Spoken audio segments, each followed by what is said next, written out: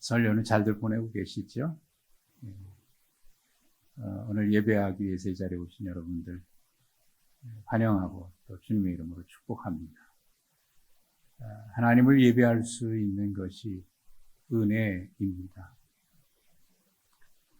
여러 가지 환경이 있고 어려움에도 불구하고 하나님을 예배하러 나오는 것이 믿음이고 또 나올 수 있는 것이 또한 축복입니다. 오늘 본문에는 한 문둥병자가 예수님께 나와 엎드렸다라고 하는 아주 짤막한 이야기로 마가는 기록을 하고 있습니다. 간단한 기록이지만 여기에는 많은 이야기들이 담겨 있습니다. 제가 어렸을 때에 이런 이야기들을 많이 들었습니다. 그때는 문둥병자라고 했죠. 나병 환자, 지금은 또 한센병이라고 얘기합니다. 문둥병자는 어린아이의 간을 빼어 먹으면 낫는다. 그래서 어린아이의 간을 빼먹는다는 그런 이야기가 들렸어요. 어렸을 때 아마 그런 이야기 들으신 분들이 있을 겁니다. 실제로 그런 일이 있었는지는 잘 모르겠습니다만 그런 소문, 그런 이야기들이 돌았어요.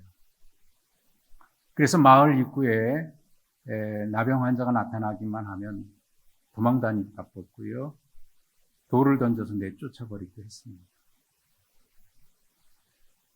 나환자촌이 별도로 형성이 돼서 격리된 채 그들을 한 곳에 모아서 생활하는 일들이 그 이후에 있었습니다만 불과 이 이야기는 오래지 않습니다.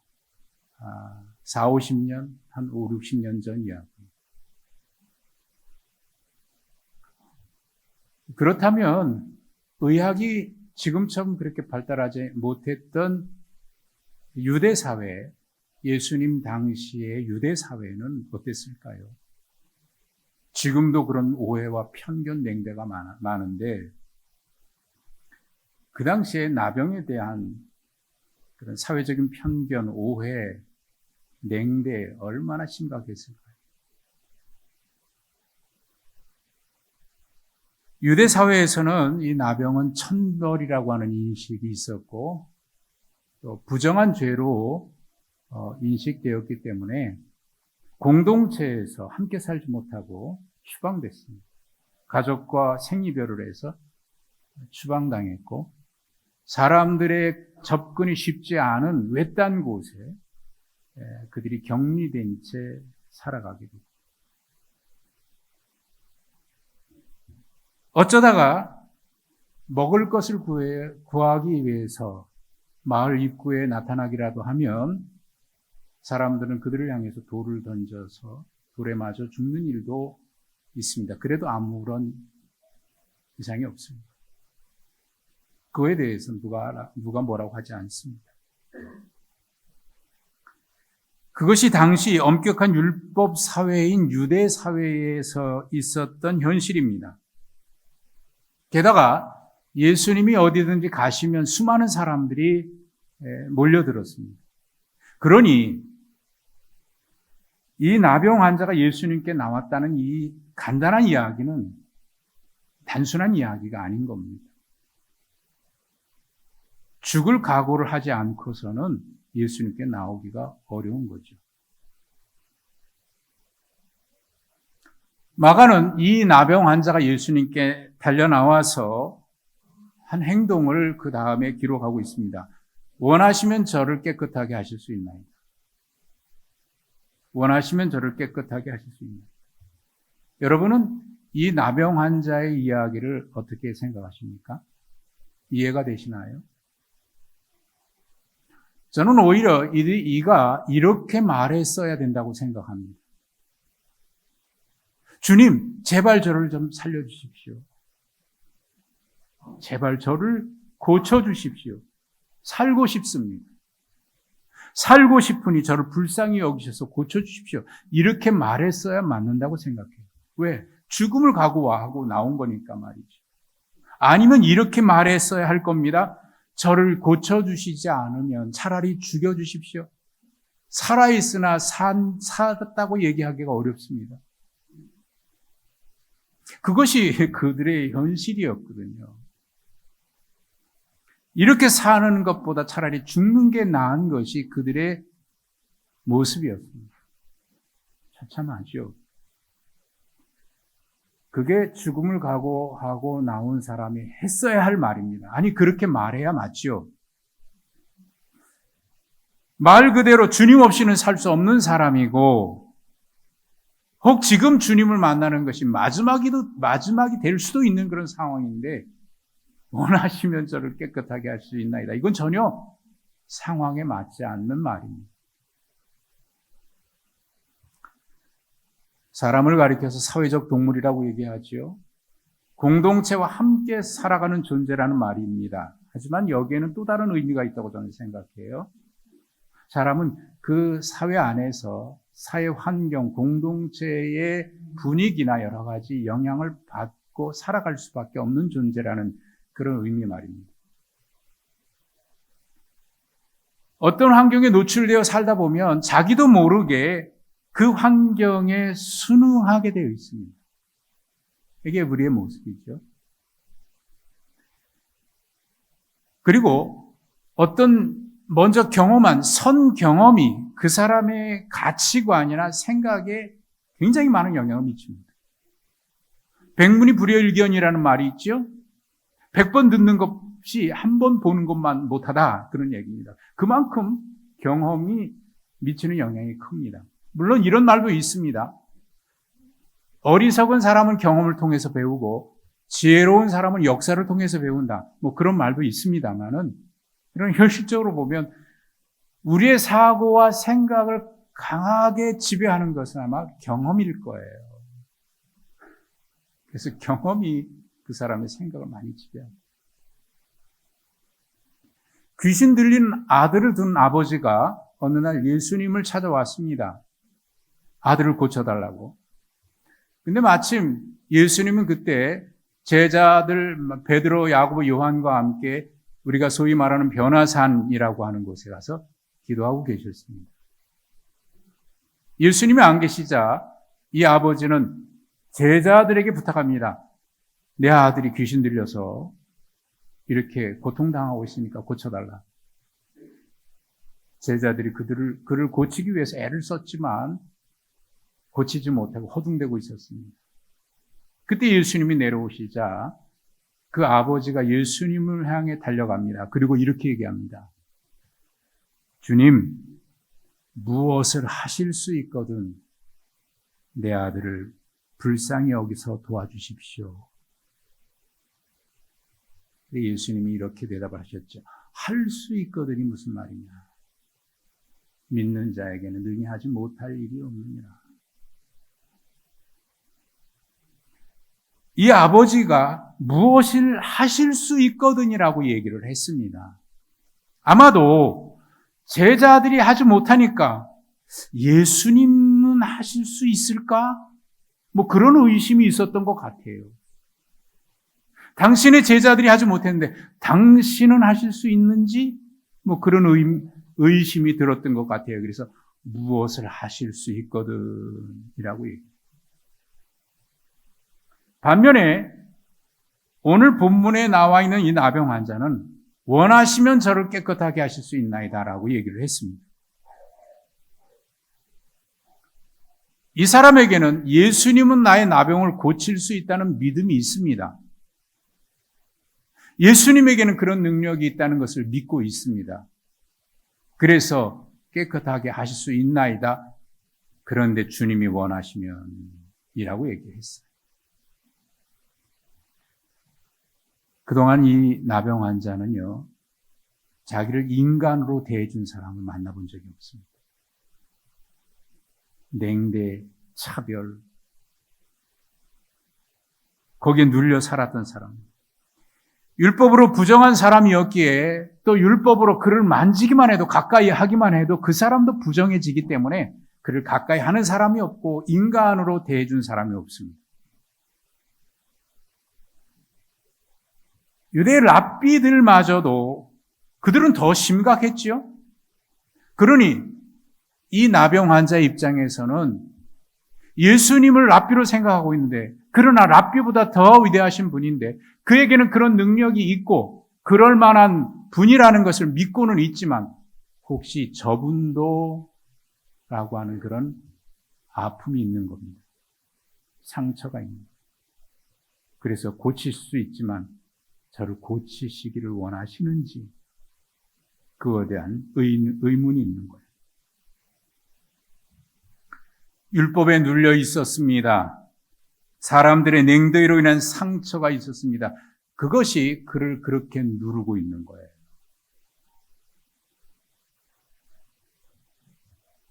죽음을 무릅쓰고 예수님께 나와서 원하시면이라고 말했던 이유가 바로 여기에 있습니다.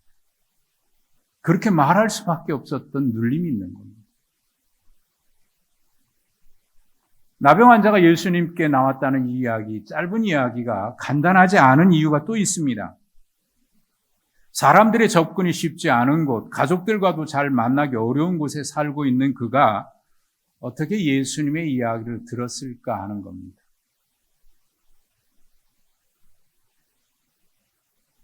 그들에게 가족들이 음식을 전달해 주는 방법이 있습니다. 배너라고 하는 영화를 보신 분들은 아시겠습니다만 거기에는 이 가족들이 찾아와서도 그들에게 음식을 주기 위해서는 높은 절벽 밑에 있는 그들에게 밧줄로 줄에다 매달아서 음식을 내려주어야 그들이 받습니다. 혹은 음식을 멀찌감치 주고 다시 돌아온 다음에 그 나병 환자들이 그곳까지 와서 음식을 가져가는 방법도 있습니다. 그때 쪽지를 통해서 어떤 소식을 전해주거나 멀리 떨어져 있어서 큰 소리로 어떤 소식을 전하기도 했을 겁니다. 바람의 노래라고 하는 노래가 있습니다.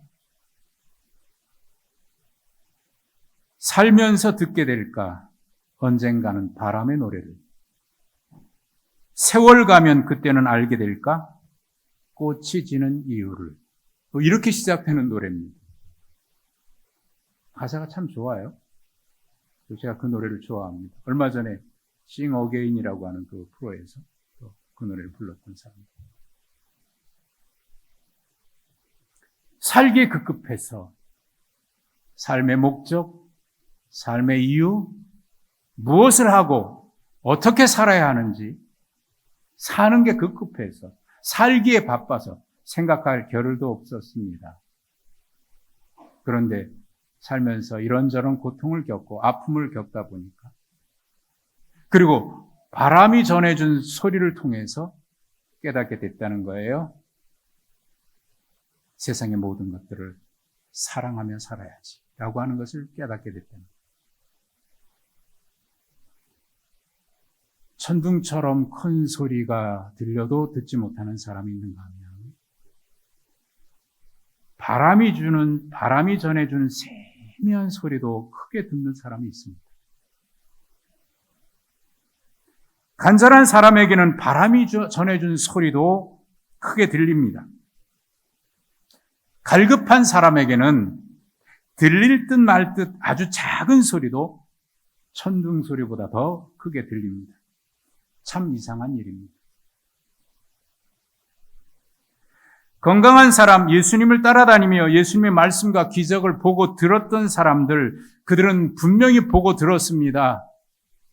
그런데 그들은 예수님 앞에 나오려면 얼마든지 나올 수 있었는데 그들 중에 예수님 앞에 나온 사람은 얼마나 있었는지요?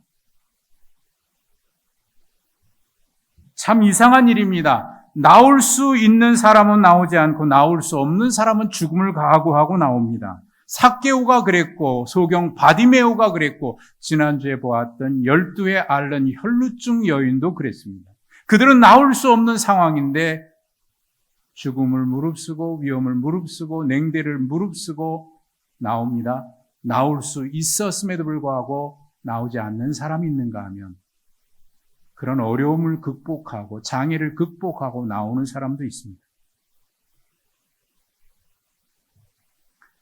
그들은 예수님께 나오려면 넘어야 될 장애물이 너무 많은 사람들입니다. 그것을 극복하고 나면 하나같이 장애물을 극복하고 예수님께 나왔습니다. 그리고 그들은 기적을 경험합니다.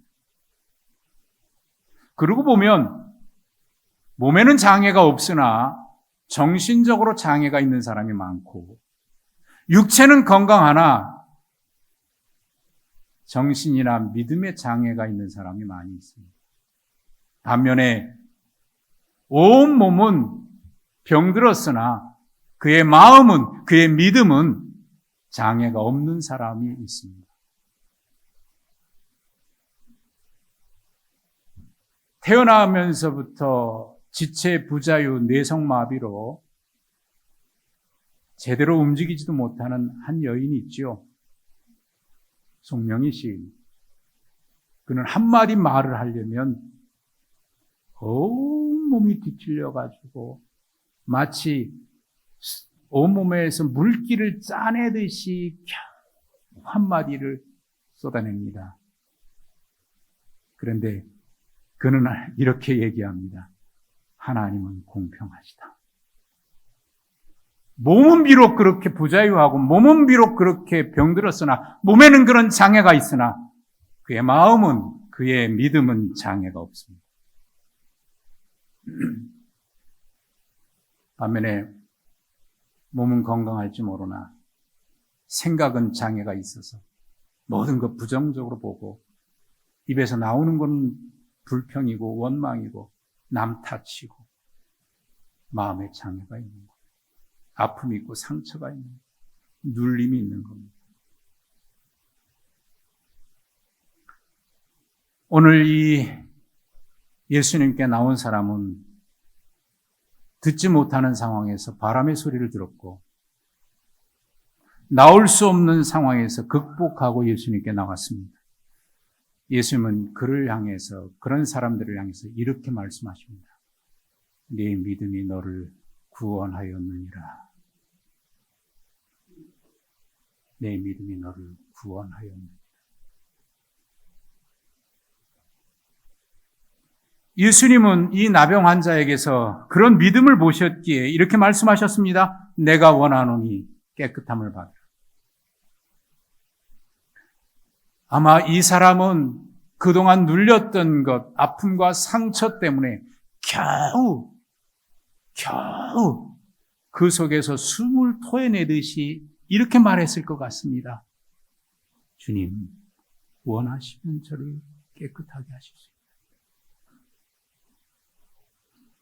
그 소리를 들으신 주님은 이렇게 대답하셨을 것 같아요. 원하면이라니. 그게 무슨 말이냐? 내가 원하고 말고 당연히 원한다. 그러니 깨끗함을 받으라.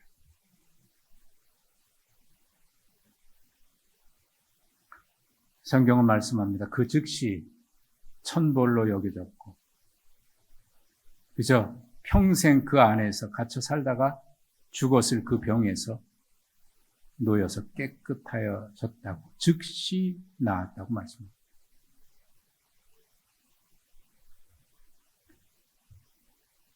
마가는 예수님의 말씀과 함께 예수님의 행동을 구체적으로 기록했는데 예수께서 그를 불쌍히 여기사 손을 내밀어 그에게 손을 대셨다라고 기록했습니다.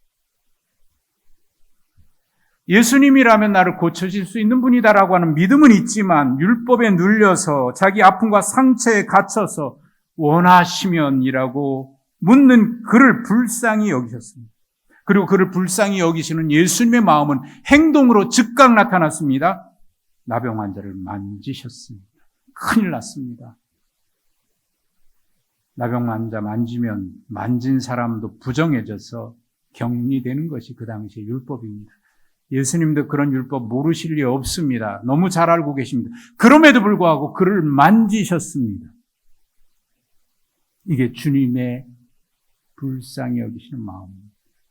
그 순간 이 나병 환자는요, 평생 처음 사람의 체온이라는 것을 느꼈을 것 같습니다. 아, 이게 사람의 체온이구나. 1년 전에 투르키에서 대지진이 일어나가지고 수많은 사람이 죽었지요. 1년이 됐어요. 거기에 갇혀있던 사람, 골든타임 있죠? 그 시간 안에 구출해내야 살아납니다. 그런데 예외도 있어서 극적으로 그 시간이 지났는데 이제 다 죽었을 거다라고 생각했는데 그 중에 생명을 살아난 사람들이 있습니다. 그 안에서 이런저런 수분을 섭취해가지고 그들 중에 한 사람이 구조대가 자기를 딱 만지는 순간 이게 체온이구나 하는 것을 느꼈답니다. 우리는 늘상 만지기 때문에 그 체온의 고귀함을 모르잖아요. 사람과 사람의 손이 마주칠 때 느낄 수 있는 이 체온이 여러분 어떨 때는 그 아무것도 아닌 그 체온 때문에 상처가 치료받고 차가웠던 가슴이 뜨뜻해지는 그런 경험들이 있거든요. 이게 사람의 체온이구나. 이 나병 환자는 지금까지 한 번도 자기를 만져준 사람이 없고 그의 가족도 그를 만질 수 없었기 때문에 체온이 뭔지를 몰랐을 겁니다. 그러나 그날 생전 처음으로 그는 이게 체온이구나 하는 것을 느꼈을 겁니다. 아니, 그 체온보다 더 뜨거운 이게 주님의 사랑, 하나님의 사랑이구나 하는 것을 느꼈을 겁니다. 하나님의 은혜를 경험한 사람들의 이야기는 공통된 점이 하나 있어요. 그 순간 내 온몸이 몇만 볼트 전기에 감전된 것 같은 것을 느꼈습니다라고 얘기해요.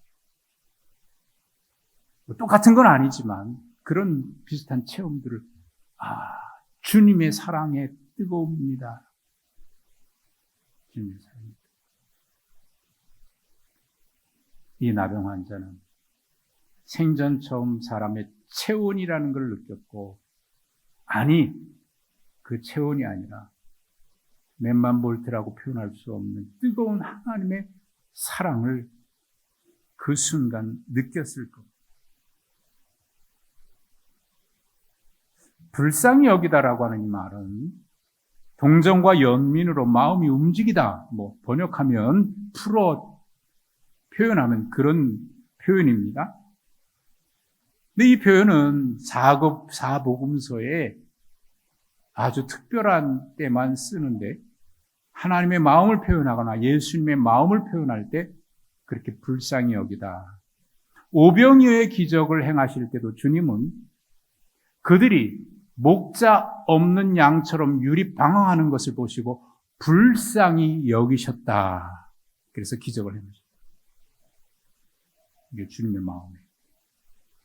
그리고 놀라운 것은 그 표현이 나올 때마다 주님은 어떤 행동을 행하십니다. 하나님은 어떤 행동을 행하십니다. 그리고 거기에는 반드시 기적이 일어나고 치유와 회복의 역사가 일어나요. 그게 주님의 마음이기 때문입니다. 인간을 향해서 뭔가 해주지 않고서는 견딜 수 없는 하나님 아버지의 마음, 그게 불쌍히 여깁니다. 그들을 볼 때는 내가 무엇을 해줄 수밖에 없다, 해주어야만 하겠다라고 하는 그 마음, 그게 불쌍히 여깁니다. 그 나병 환자를 봤을 때 그가 눌려있고 아픔에 갇혀있고 여러 가지 자기 상황에 갇혀 있어서 주님 앞에 죽음을 무릅쓰고 나왔음에도 불구하고 제대로 된 말을 한마디 못하고 어떤 사람은요 예수님 앞에 나와서 마치 하나님 앞에 나와서 빚쟁이처럼 당신 내게 이거 주십시오라고 도청하듯이 그렇게 하는 사람이 있는데 이 사람은 주님, 나는 죄인인데 주님 원하십니까? 마치 숨 넘어가는 소리. 그때 주님의 마음이 움직이셨어요. 불쌍히 여기사 그를 만지시고 견딜 수 없는 하나님의 마음. 그 하나님의 마음은 온 인류를 향해서 나타나셨습니다. 그래서 그 사랑을 경험했던 바울 사도도 로마서 5장에서 이렇게 얘기합니다. 우리가 연약할 때, 우리가 죄인 되었을 때, 아니 우리가 하나님과 원수 되었을 때 하나님은 자기 아들 독생자를 십자가에 죽이시기까지 우리를 사랑하셨다. 이 하나님의 사랑. 그 순간 우리의 몸도 마음도 깨끗해지고 눌림에서 자유로워지는 회복의 은혜가 일어납니다. 주님은 그 뜨거운 사랑으로 오늘 예배하는 우리를 향해서도 말씀하십니다. 내가 원하노니 너희가 깨끗함을 입으라. 내가 원하노니 너희가 눌림에서 자유하라. 이게 참된 복음이다라고 말씀하십니다. 주님의 이 뜨거운 은혜와 사랑에 접촉되어 우리 모두 깨끗함을 받기를 바랍니다. 우리 모두 주님의 그 은혜와 사랑으로 눌림에서 누림으로, 한숨에서 재숨으로, 염려에서 찬송으로 살아가는 우리 모두가 되시기를 주님의 이름으로 축복합니다.